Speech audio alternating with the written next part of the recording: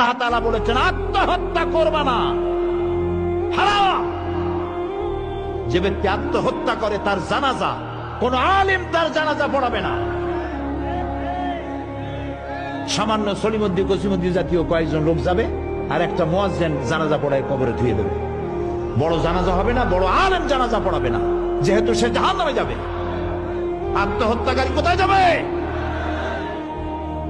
কিন্তু এই যুবক পোলাপানগুলি ওরা তো বোঝে নাই, ওদেরকে বুঝানো হইছে যে তোমরা যদি এই কামটা করো একেবারে বেহেশতে তো যাবাই, মরার সাথে সাথে আল্লাহর সামনে গিয়ে হাজির হয়ে যাবে।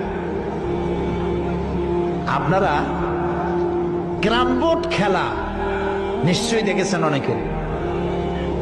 আর ভাই কইতে লজ্জা কি, আমিও তো খেলছি ছোটবেলায় ক্যারাম বোর্ড খেলা, এটা কি কোনো গুনাহ নাকি?